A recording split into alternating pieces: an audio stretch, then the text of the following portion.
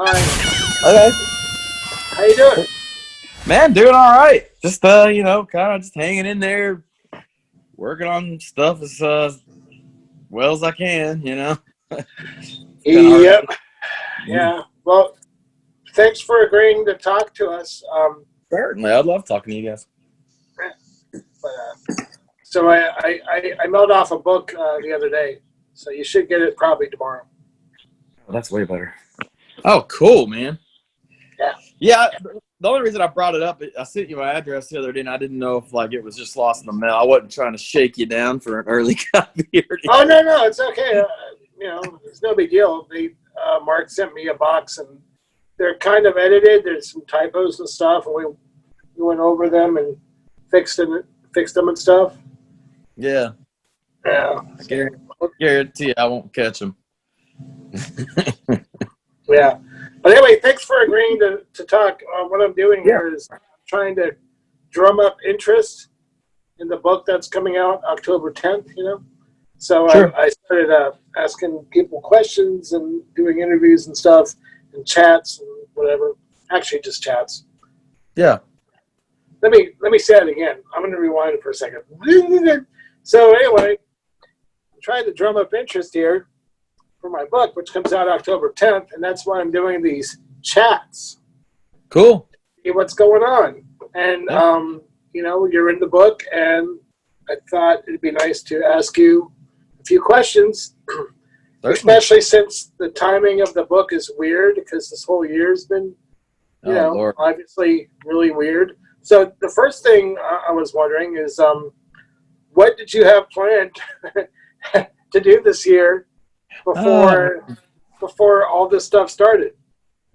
Well, as you know, I got injured, and this stuff hit. Everything got closed down the weekend we were setting off on our first tour. So, really? they closed everything down, I believe, on March 14th. That was our first show out of town. It was in Tulsa, and we were heading out to California and doing the whole West Coast. And then we had Midwest for May and June. Oh, so you had a 2.5 month or more tour. Yeah, and then I was going to go back to Europe with a buddy of mine, and so effectively I've canceled 3 tours that I didn't cancel because of the injury. You know what I'm saying? So it was kind of as soon as I got back on my feet, it was just the whole world just kind of took lunch. So I kind of feel like I've been doing this for over a year. So I don't know if I'm well equipped or getting kind of cabiny or what. Yeah. What do you usually tend to do? As far as you just hang around and Man, there's not a whole lot to do. I mean, if you're not gonna be an asshole, you know what I'm saying? I got a lot of toys. I'll show you. I'll give you all. Yeah, please do. Here's the dungeon. Ooh. So, spent a lot of time in there playing music, and watching movies, and that's kind of it, really. I planted a garden. But it's gotten so hot down here. The garden's pretty much, other than the peppers and whatnot, it's pretty much kaput. Yeah, it's miserable here. It's really hot. But I kind of feel like I'm just doing probably the same thing you guys are doing. Sans putting out a book, trying to do something, trying to keep creative, Yeah, totally. Yeah, that's exactly what we're doing. She has a part-time job, so she can go and do that and see a few people. And I don't Katie, I Katie's still working the whole time too because she works for the bank, so nothing's changed for her, and she's so, for lack of better words, I wouldn't go with antisocial, but just not really worried about social life. That she's flying high, man. She's doing great. Right. This is great fun. Yeah, it's really good for injury. we're both kind of introverted, so this hasn't, we always talk about it. It's like it's been bad, but sometimes it just seems like it's exactly the same, though. Nothing's has really changed a whole lot because, we're Really? kind of keep to ourselves and we just sort of stay home and, we have kids and stuff. So that's also different. And that's probably why a lot of it's kind of the same, So, Right. But, there's still the occasional bad day every once in a while. Right. I think for me, it's like, man, like, I love hanging out. You know what I'm saying? Like, I love, going on rides, and I don't know. I'm super ready to get out of the house or off the block. You know what I'm saying? So, but I'm definitely more extroverted than Katie is for sure. I can sit and talk to a stranger for hours. Yeah, I don't think I could do that. I'm just not that good at that kind of stuff, So yeah, in some ways it's sort of the same, but it's kind of maddening when it's not by your choice. Like, Sure. Now I can't go out. Now I sort of want to go out. Yeah. I would love to go out, man. I haven't seen. I don't know. I mean, there's still people are still going out around here. I don't know if it's the same over there or what, but is it like? Yeah, it's the same. Okay, yeah, that's what I feared. But yeah, living in Arkansas, you always just assume you're the worst. So at least we're not Sturgis or anything. Oh, my brother went to that. Yeah. Oh, really? Yeah. Sorry. Scary. That's scary. What are you gonna do? I don't know, but yeah, I haven't got to go do anything, so I'm really looking forward to some sort of change. I don't know. I wonder if they get a vaccine, if things will actually go back to the same or what. Yeah, that'd be nice. But I mean, we talk about this stuff a lot, so it's like I think yesterday we were like maybe a year from now if we're lucky, but that still seems to be pretty optimistic to think a year from right now everything is going to be hunky dory. There'll be a vaccine, or at least a vaccine, but the idea of things being actually back to normal or being back to the way it was before all this happened, no. Yeah. I don't think it's going to be back to the way it was at all. And and I definitely feel bad for people that play music for their Sure. Yeah. I mean, I feel like a lot of people are just in the same boat. I mean, just everybody in the service industry, and too, I feel bad for the teachers. People that are going back to school here in a couple of weeks. I mean, it's just like we can't. Anytime we open the bars up, everything goes crazy. But yet we're gonna have everybody's child back in school. It just seems. I don't know how y'all are doing it out here, but everybody's opened up over here. Oh, really? All the schools, yeah. Well, not yet. The 24th, yeah, the schools will be 100% back open. I mean, I think the parents have obviously an option, as you always do. I think they are making some sort of online concessions, but no, man, not down here in the good old Midwest South, boy. Woo, send them kids on back. You know what I'm saying? Yeah, we're keeping our kids home. Yeah. That's a good move. There's no fucking way they're going to go to school. No. I mean, it's just I think it's just tried and true, and they act like it's we'll just have to see how it goes. It's like we did this in June. We know how it's going to go. Right. And right now, I'm just over all of it. I'm over. I mean, it was for me, it was fun to make fun of things and draw stuff in the earlier part of the year as things were unfolding, because this all started the end of February. Yeah. Sort of. Okay, and then in a few weeks, the entire world was just it was what it was, and it was fun to make fun of that stuff and whatever, but I'm over it now. It's like you know, you're not going to be able to change anybody. You're not going to be able to change anything. So you just have to sort of realize you have no control over anybody or anything. And, you know, we're just going to have to ride this out. And that's really scary. So much so that occasionally I just can't recognize it. And then, you know, because usually it seems like things are normal because, you know, introverted or whatever. Sure. But, you know, occasionally it's like, man, this really fucking sucks.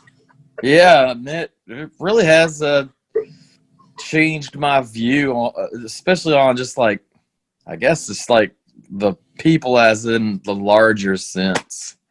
Like, I really kind of always thought that like we would, in a time like this, that we would all, like everybody, no matter who you are, like, oh, you know, kind of bunker down. You would have think like it seems like the people that are always like prepping for the end of the world are typically the ones that aren't doing anything about this. You know what I'm saying? Like, oh yeah, yeah. Well, kind of actually disappointed, you know. But at the same time, it's also like there's so many people just in this country alone. Not to mention, you know, the rest of the world. There's just so many people here. It's like. It seems kind of ridiculous for me to expect that everybody is going to be on the same page doing the right thing. Like, because to me, the right thing would be, shit, let's just stay home for a month and try to, you know, this is serious, you know, and well, we all know what happened. Right. So, but then I'm like, it's also like, for me, it's like, you know, I've been laying as low as I mean, I have not been bunkered down since March 13th. I mean, of course, I've had to go to the grocery store and pay my mortgage, and you know what I'm saying? Like, had to have a guy come out and fix the AC. You know, stuff has to keep happening to a degree, but it's like I'm gonna be so bummed out, I guess. And it's not for me. I mean, it's just like my parents are old, and you know, that's just a big shit storm for real. But like I'm gonna be very pissed off if I catch it just because like, oh, the guy at the bank, or you know, you just one little slip up, you know what I'm saying, on your part could just throw all the, you might as well just been down in Panama City, man, like or taking a trip to Florida. Yeah, I think that too. I mean, man, everything's been fine so far, but yeah, one careless little mistake, and it's just like, ugh. That's why. And then the other thing that's kind of like the way people are communicating with each other now, like this is great. You know, this is actually great, but I understand that it's not really a substitute for actually talking to somebody right there, but it's going to have to do. You know, it's going to have to do. And you know, and then. Since everybody doesn't actually just do this, then the other thing, of course, is like, you know, social media, which I'm no stranger to, for better or for worse. And just the way people are like so mean to each other and so just like wanting to fight with people over nothing, you know. And I understand that because everyone's cooped up. Everybody's like, they can't leave their houses, they can't go anywhere or do anything really, or they shouldn't, you know. And so I can understand that it's frustrating and scary, and you know, people lash out, but it's like, you know, people always forget that the internet's not the real world. Right. Well, for a lot of people, it is the real world. Yeah, that's the only world they got. So, but I mean, I was trying to tell my dad, you know, I was like, man, I just miss going to the fucking bar. And he's like, well, just get you some beer and sit on your driveway. It's like, that's fucking boring, man. You know what I'm saying? Like, why don't you like ask a few people to come by and just sit 10 feet away in your driveway? We do that. I definitely hang out with a couple of neighbors, kind of just spaced out in the driveway. And on Thursday evenings, I got a couple of buddies that come over and we drink beer. And that's been like kind of like my weekly solace this whole time. It's like I've probably seen less than like 20 individuals who I know their names, you know, again, not the guy at the grocery store, you know what I'm saying? Like, since this whole thing started. And when it started, we used to do a whole lot more of this. This is my first Zoom, but like, you know, just like FaceTime. But it kind of seems like everybody's kind of I don't know. I don't know if they're just got a new path, like a new set of routines that they do, and that's not as necessary. But it seemed like we were more pandemic, like in the mindset of it in March and April than we are here in August. Yeah, because now everyone's kind of over it. Yeah, everybody's really over it. Hell, I'm over it. Maybe that's why all these people went out to South Dakota. Yeah, no, I get. I saw this great picture of this like lady that has like Mount Rushmore. Did you see this? She's totally topless. Yes. You know what I'm saying? And it's I know. Yeah, this lady, Mount Rushmore with Trump on it, of course. Trump 2020. I mean, it's like a pretty good looking airbrush job. I mean, subject matter questionable, but tits just hanging out. She's just in a bar drinking like a Michelob, and the caption is, "Where's her mask?" She's having a good time. So she's letting them. She's going free. She was letting them fly. Yeah, Let your freak flag fly. Yeah. Sturgis looks like it's in full effect. No. Bikers are immune. Right. Well, you had a question that was actually really good about has this made. Oh yeah. So we're creative too, obviously, and have been going through this stuff also. But do you think that like the pandemic has made you like inspired you more to make more music, or has it hindered you, or both? Like both. Yeah. Big time, because like I'd say in the first month and a half, I wrote half of a record that I really dig, and I am, slowly working on it with, like, one of the guys that I have been with this whole time. We've been like recording some, but like, I don't know, kind of deep in the trenches here, man. It's just like, did y'all see that movie, The Lighthouse? No, not yet. Oh, you're gonna love it anyway, but well, then I won't say it. It's just like, man, it's like, whoa, crap! It's like mid-August. Thought it was like mid-April. You know what I'm saying? It's like, oh yeah, it's like the 500th day of March. Yeah, it's like Groundhog Day, and it's right. It's like what day is it? What month is it? Yeah, exactly. It's like why I can work on something a week from today and it won't really matter. You know what I'm saying? Like, so sometimes I get in that rut, and I genuinely try to like bust out of it, but I would say that's probably my biggest pitfall. All of this is just kind of like, well, man, I'm not even gonna get to perform it until God knows when, and I don't know. I felt like I was more productive in the beginning than I am now. Now that it's turning into what's normal now.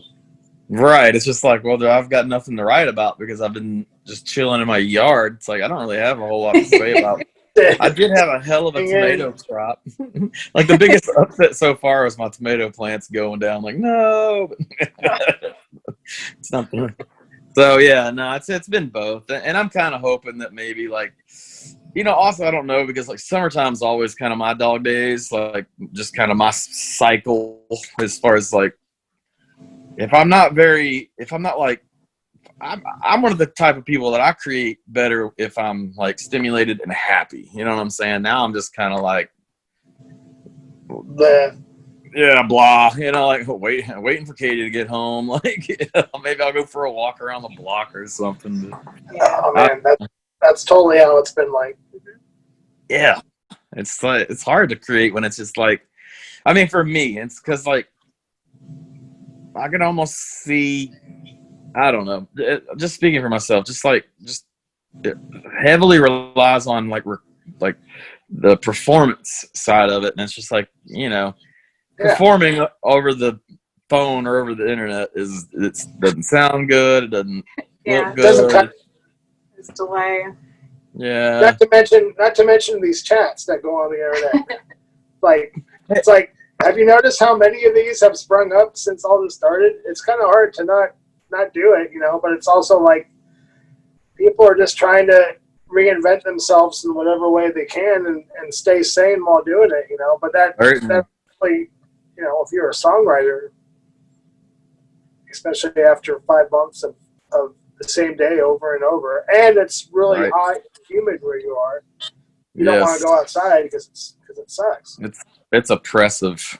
We're actually having a pretty forgiving week right now, which is pretty cool. But with that said, there's just not a whole lot to do other than maybe sit out on the carport and drink beer. You know what I'm saying? Like, that's about it. I mean, like, but I always suck in this time of year. Like, I can't tell if it's the pandemic, if it's like once it starts crisping up outside, man. Like, you know, the synapses get, you know, popping and cracking, and you know. So I'm hoping that that's kind of what's going on. But I mean, even as like a artist, I'm always kind of like on or off. You know, I don't know. It just kind of comes and goes for me.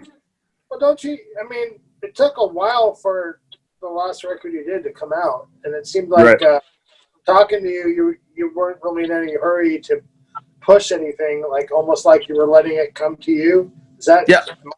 Am I right, or is that just? Yeah, you are 100% right. Like you're not trying to go. I got to write 3 more songs and go into the studio in 2 weeks. I gotta do. You just kind of just. That's not what you do at all, right? That's probably like one of my many business downfalls. But yeah, I don't know, man. Like I feel like I've made it this far, just doing what I want and what I feel was right. That you know, I'd rather the people that do get trusted that I trust in what I do, and I'm not just trying to pump out the cycle product, right? In like the 2-year. And, you know, I don't know. Maybe if I was working with somebody else, you know, but like I kind of like mull over things too much, maybe. I don't know. Yeah. I kind of overthink things. Well, it took like 3 or 4 years to come up with all the material for the last record? I don't know that it did. I mean, I'm sitting on most of the record right now, but like what takes really long for me is actually pulling together the funds to put the record out or get it recorded, and also get like the people that I play with together or assemble anybody else to play with to go into the studio. I mean, it's just like a big process. Like I'm kind of pulling it all together, and then once it's all done, I'm, you know, last time I was waiting on my record label to kind of get their end done, and you know, it's not as streamlined as I'd like it to be, honestly. But so we thought, you know, obviously we're big fans of you, and likewise. You know, thanks. and you know, we like all your records, but we especially like the last one. And as you might remember when we saw you, when you came to Raleigh.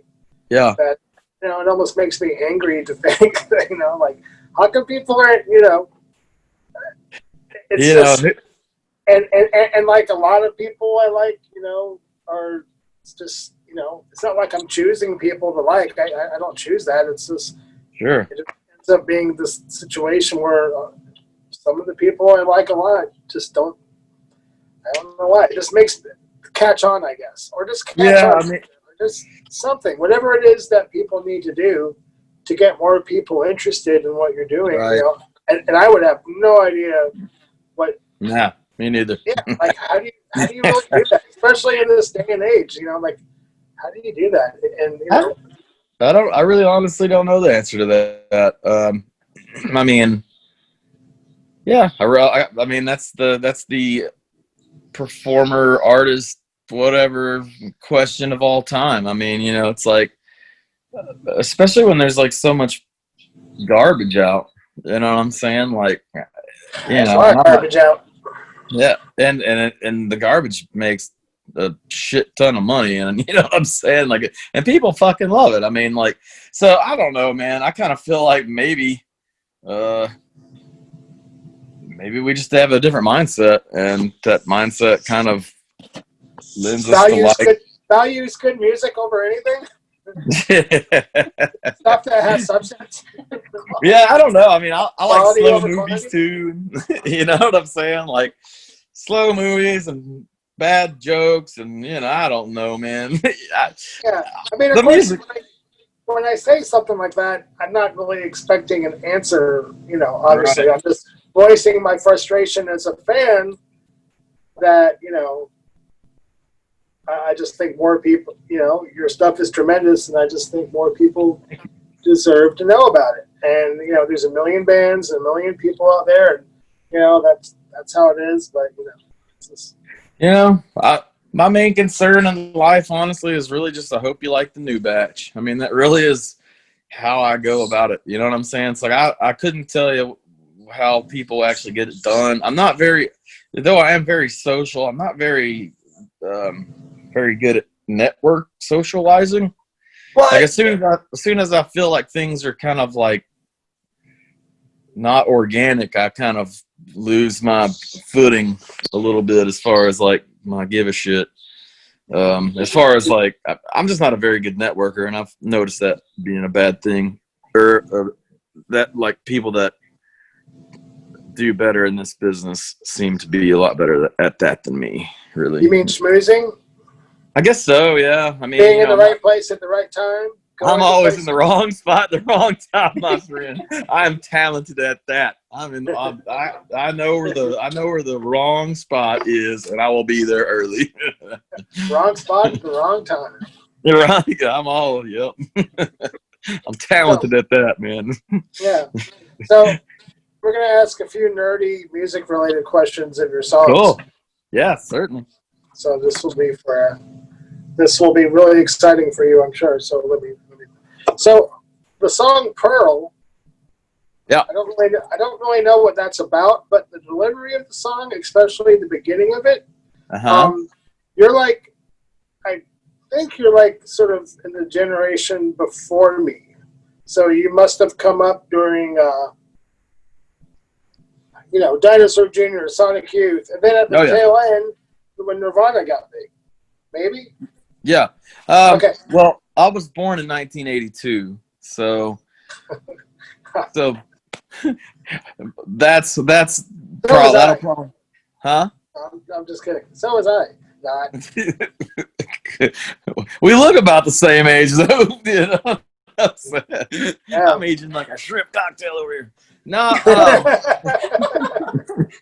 But anyway, what I was going to say is the intro of that song, and I've never, ever would ever use Kurt Cobain as a musical influence for anybody, ever. Sure. I've never thought that.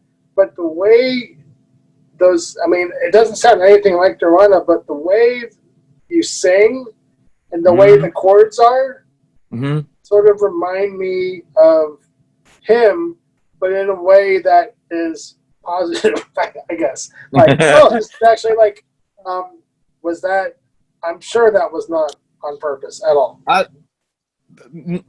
No, not on purpose at all, but like, it would be pretty pretentious of me not to, I was that age, you know what I'm saying? I was 12 years old when In Utero came out. Like, of course I was just like, hell yeah. You know what I'm saying? Like, yeah, so they were like Pied Pipers for a lot of people, they, especially people, especially 12-year-olds.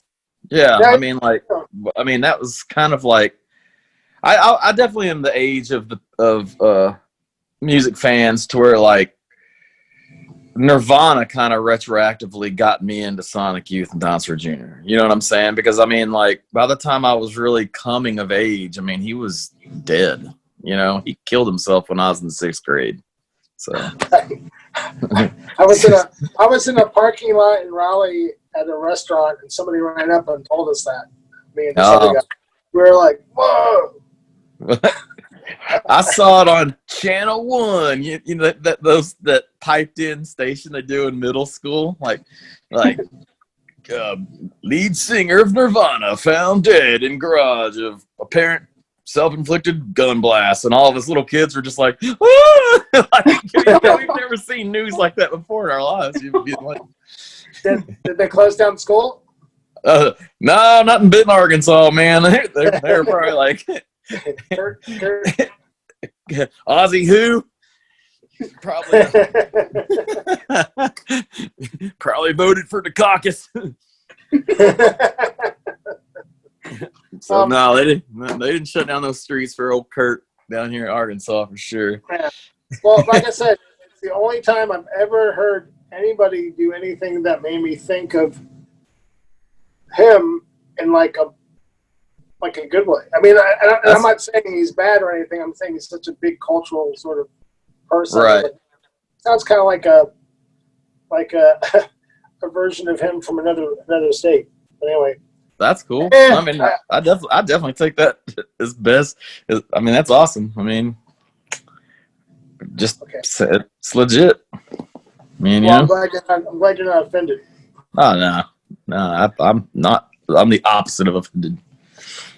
Okay. Now the song "Dust," that's like the heaviest song on the record, I think. Man. Yeah, that's probably one of the more heavy songs I've ever written. Is that based on a true story? Absolutely. Okay, and you don't have to talk about it, but is that like a family member? That's two people. It's a family member, and then like a guy that's basically a family member, like a brother of mine. So, yeah, it's a song of like trying to talk somebody off of a ledge, be it physical, like dope or something, or they're talking somebody down from like a spiritual ledge or something like that, but then kind of realizing that fuck, I'm on the ledge too. Yeah, That's a great song. yeah. Is the vibe to stone, sober and stoned, the last song on the record? Is that sort of based on the same sort of circumstances, or is that just one person's talking to himself at the end of something? Kind of that. It's kind of like a recap of being sober and stoned and like not having any friends in Nashville. And it's just kind of also like, I haven't heard that song in so long, to be honest with you. I have to kind of recall like how I felt when I was writing it, more. And it was kind of like a knock on the whole like songwriters taking themselves super serious, and What? Songwriters take themselves seriously? What are you talking about? Yeah, it's kind of boring, right? Like happy-go-lucky, lightweight, happy-go-lucky people. Yeah, man. I mean, boy, being alone and a little bit stoned, and that's summertime, man. Summertime always gets me. And I was in Nashville at the time. I was just like driving around Nashville, high on weed, and just not feeling it, man. Just like fuck this place. But I mean, that's not my end all be all. It's not the way I feel about that town. That's just the way I was feeling when I wrote that song, for sure. Right. But it was kind of like, man, I could be doing something else right now, for sure. Did you have some other questions? Oh, yeah. What was that? Let's see. This does not make good for what? Do you want me to travel through something and I'll come back to you? Wait, no, I remember what I was going to ask you. So you did you do a live concert? Like, to people at a drive up? I did. How did that go? I did. Really good. I haven't heard of anybody getting COVID. Everybody was real safe and distanced out. And I was just up on a stage, up on a hill, and we had like a little transmitter that just piped it into everybody's car, and everybody just sat in their car and did whatever they did. And I sang, and it was good. I think I might be doing another one. Oh, that's cool. That had to have felt weird, though, just having everybody like in their car. It was. I mean, it wasn't as weird as I thought it was going to be, though. Mm-hmm. I mean, it was kind of like, I'd say the weirdest thing is like, typically when you're like playing shows up as much as you should, if you're trying to at least keep the lights on, there isn't a thing called practice. So practice is like, well, I played like 8 shows in the last like week and a half. You know what I'm saying? So it's like you're always pretty well rehearsed, but that one was kind of like, woo, boy. I was forgetting some words and laughing about it. You know what I'm saying? But that's kind of where I'm at right now. It's like I have like my new songs. I can pull off the new songs really well, but it's like I'm not really like sitting around playing the old songs just because it's like, what for? You know, yeah, what for? Exactly. Like why would I do that? Like I've probably been playing just as much drums, which I am not a drummer. I've been playing as much drums as I have guitar recently, so you know. Yeah, I just started playing drums again in the last couple of weeks, off and You're on. awesome, man. Well, thanks. I watch all your drum videos. Like as performers, I think every singer or whatever, anybody that's not a drummer is always like lusty after a buddy that's a good drummer. Like, man, that's well, if you well, thank you. I'm still sort of in semi-retirement, but hey, man, me too. But but you never know. Hey, yeah, I mean, you just got to say it because, like, I mean, that's just universal. It's like anytime I see someone playing drums good, I'm like, wonder what they're doing for the next month. So, well, if we lived in Arkansas, I'd probably be I'd be offering services, but unfortunately, you'd be sweating. I don't know. Y'all probably about as hot as we are, though. Yeah, it's about the same. Yeah, it's about the same. Yeah. You guys might be just a tiny bit worse, but not much different. Yeah, I got some good friends out in Durham, so I've spent a good amount of summer porch beer time in Durham, and it was miserable. Yeah. Another song I was always wondering about from your, I believe, the first record, the Salt and Sea song. Mm-hmm. That was written. I'm going to guess you actually haven't been to the Salton Sea when you wrote it? No. I'd never even been to California when I'd written that song and the song California. And the song California? Yeah. So where that whole record came from, actually the title of it, The Great Basking Shark, I came up with while my endless wait for the CTA bus in Chicago, freezing me buns off, and you could always see the bus down the street because it's like there's like one curve in Chicago, and it kills like 1,300 people a year, but like you can see your bus like, oh, it's coming, oh, come on, And I always heard that they're the size of a basking shark, and when the basking shark's just swimming by with the mouth all open, I'm like, wow, you know what I'm saying? So like, even the title, that record's super Chicago centric, and it really is just like, good Lord, I would rather die in the desert than sit out here and freeze my ass off on this train trestle anymore.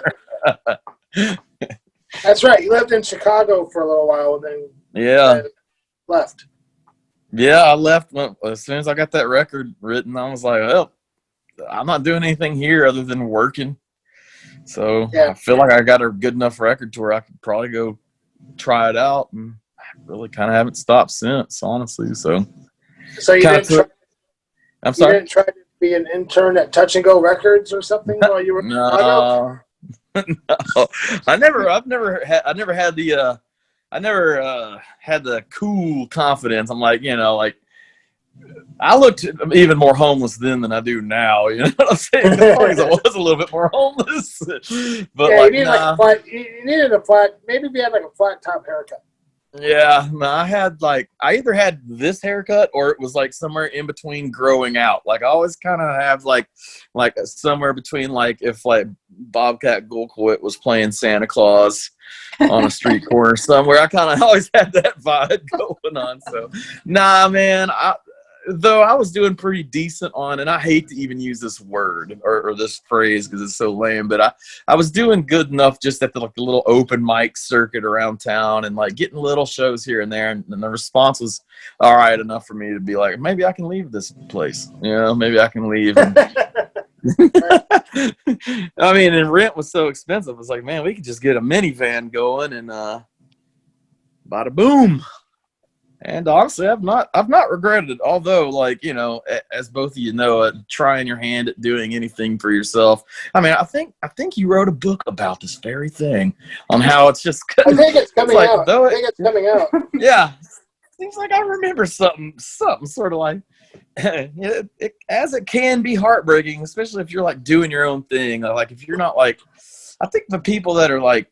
And maybe I'm just an asshole, but it seems like you might have it easier if you're like, I play country music for people who like country music, or I play punk rock music for people who want punk. You know what I'm saying?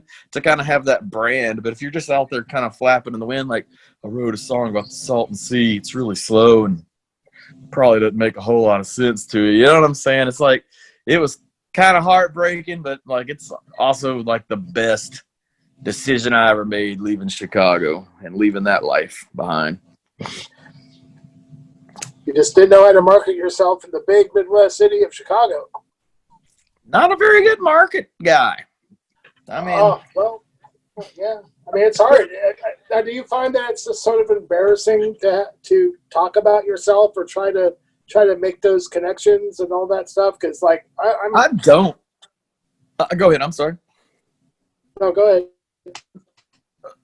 I don't find it embarrassing. I find like sometimes like where they want you to go with it, it becomes embarrassing. Like I'm not embarrassed to sit here and talk to you guys about this, about like the realities of what my experience was. Like, I love my story. I love my songs. I'm happy with me.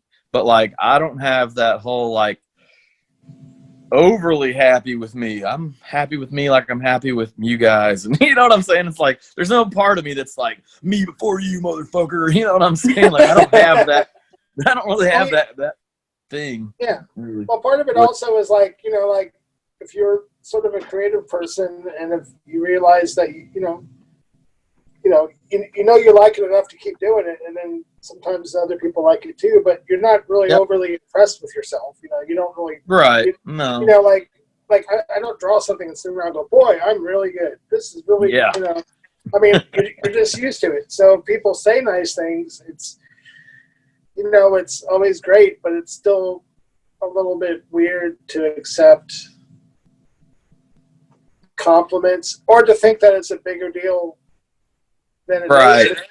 You're just so used to it, and at this point, man, it's just survival. Because like we've never had a safety net, and we have even less of one now. But in a weird way, that has prepared us maybe a little bit better than some people for right now. Because like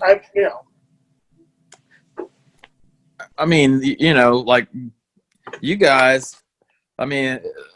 It's kind of like what you're saying. It's what y'all were doing beforehand, and now people are like supporting the arts maybe even more. Like, especially like the arts that you can mail in.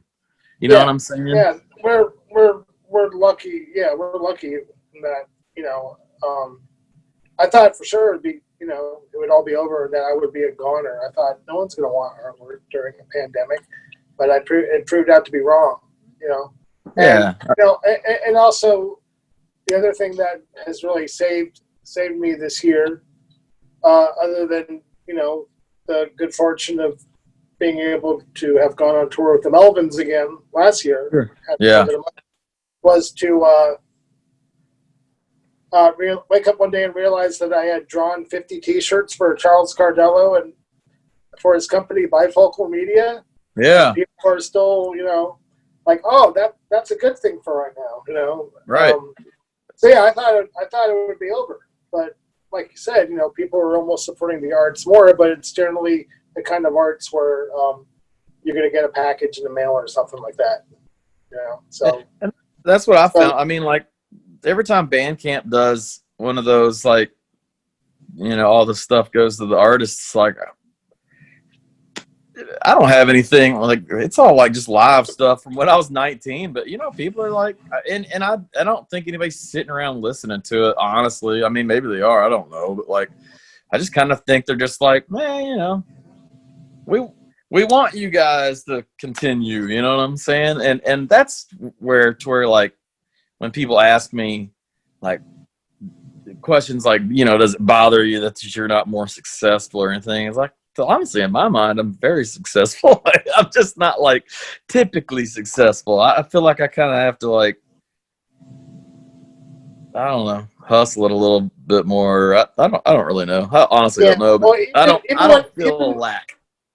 Well, even when I was like explaining, man, I didn't realize how that really comes out sounding, but it's just that when you're a fan of music and you hear something that really grabs you, and you just expect other people to get it the way you get it, and you get excited because I fully agree with you, and the way it came out and comes out, it's never bad. My thought is almost like, and I'm only really explaining this to you guys because I feel like maybe there's an audience beyond us in this conversation, because I know you guys understand this, but it's like the fact that I'm doing it at all, and a few people do like it. It's like above and beyond what I expected when I left Chicago, for sure.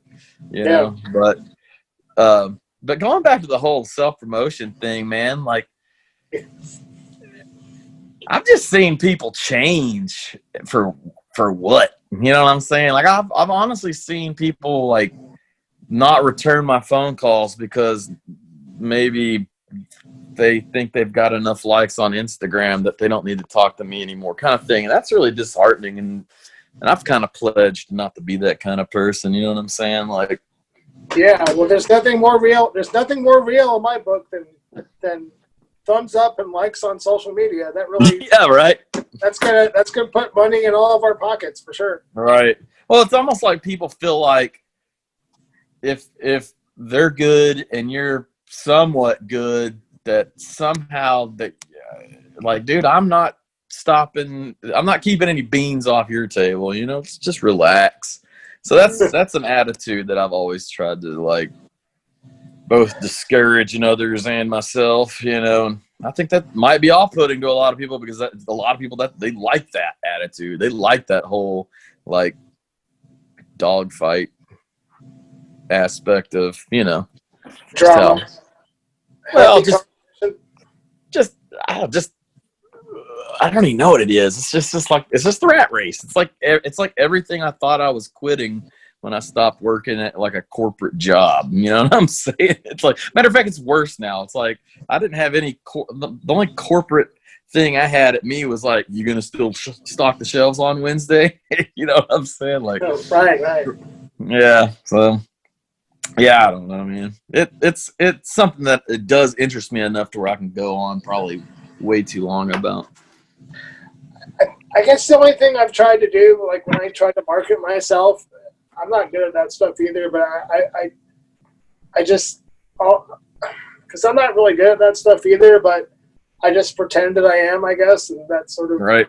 Or I pretend I can do it, and I also, there's this phrase I have in my head, which is, sometimes there's no time for fake modesty. Nobody's gonna really speak up for you. Mostly, more or less. Sure.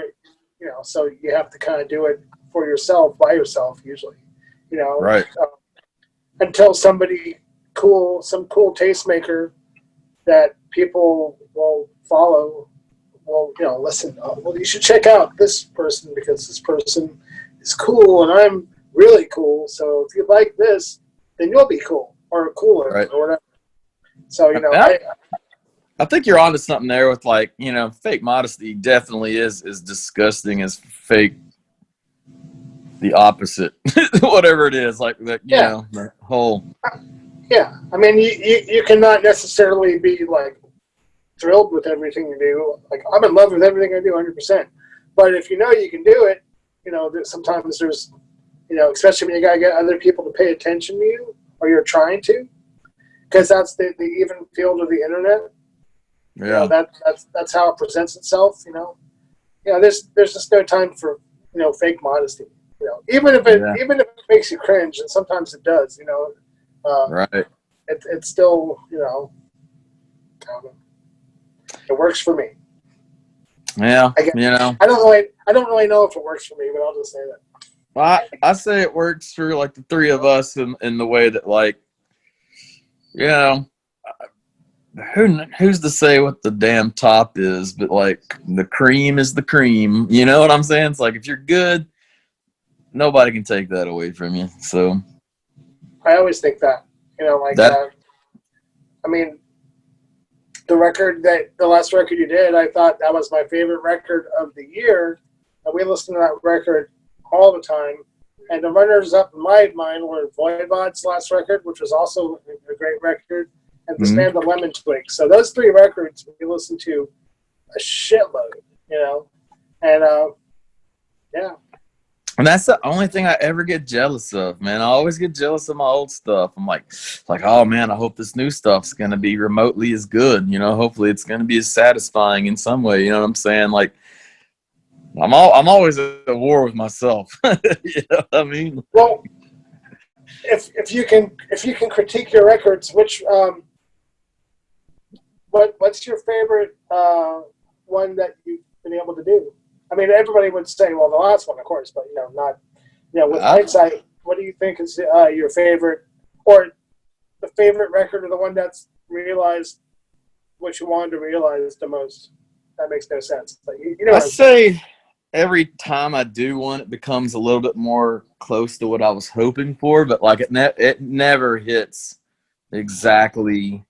I don't really go back and, I'll go back and listen to them kind of for like a more of a sonic comparison when I'm making a new record, but like, I don't know. That's a real good question that I don't think I have the answer to. Like, I'm definitely not of the mind of like, they're all my babies, and you know what I'm saying? It's just like, I don't know. Each one represents a different version of me that was happening at a different version of time and where I was, and I don't know. I can't answer that. I definitely feel like the song Killer on Staten Island, I don't even remember which record it was on. I don't know if that was on the That's on Blind. That's on Blind. Okay. The one, yeah. That one really turned out good. I really liked that, the way that turned out. I love that song. What's that song about? Man, it's about a few things. That one's about, like, I was in New York City for a couple of weeks and really just feeling claustrophobic. So I was just rode the Staten Island ferry to kind of spread out, you know what I'm saying? Just to kind of get some distance, visual distance, if you will. And I was sitting next, I don't know if he was like a cop, or I don't know if he was a security guard, or I don't know if he was just wearing khakis. Hell, I don't remember, to be honest with you. But like, in my mind, I was sitting fairly close to a cop who had dozed off on the ride. And the ride's not that long, but he dozed off, and he's just, kind of slumped over, kind of probably what he does every day. And I'd just seen this movie, this Cropsy movie. It's a documentary about a serial killer on Staten Island. I was kind of like halfway like, wow, man, Staten Island's really all I knew of the place at the time was that documentary.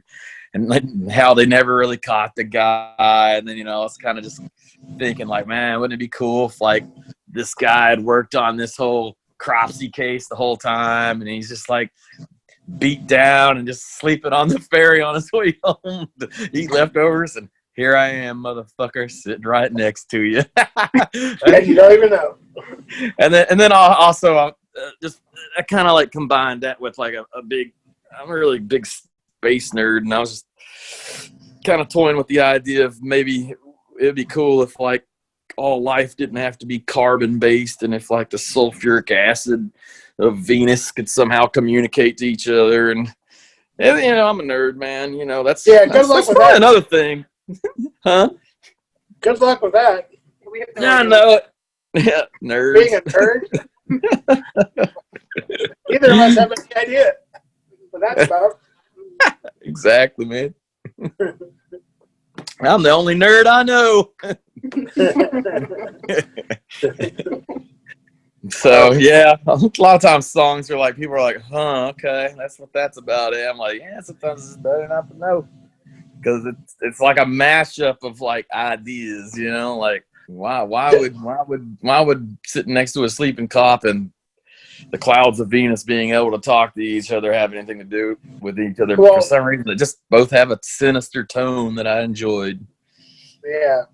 Well, one thing about a lot of your songs I enjoy is that I have to look up what some of these things mean. So it almost reminds me of being back in junior high school when Iron Maiden put out records. I'd have to look up, what does this term mean? You know, Mackie Bennett, Rhyme of the Ancient Mariner. You know, it's kind of like what is he singing about? So, you know, you're getting me to crack open a book and not a book, really the internet, really. Yeah. Because like your songs are laced with, you know, people and names and things of I don't know, that you just, what's he singing about? What's this about? Well, okay, that's what that's about. I'm a big history nerd as well, you know, like I kind of, me. I kind of feel like that's my only way of really giving back, really, is like throwing little Easter eggs and something like, you know, what significance would the Mackie Bennett have to what this guy is saying? It's like, it makes all the sense in the world if you know what it is, but it doesn't make any sense if you don't know what it is. So get to Googling.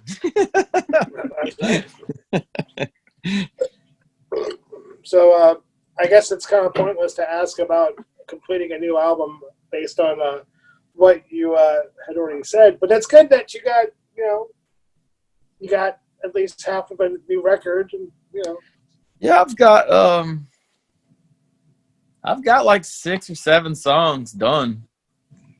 So it's also just kind of like, do you release something in this age, or, you know, will people still buy it if it's been on Spotify for a year and I finally get to go out and play it? Or, you know, I don't know how to like really navigate that aspect of it, because I know people are doing records and putting records out right now, but I don't know what like the little guys are doing, and that's who I'm trying to be looking at, you know.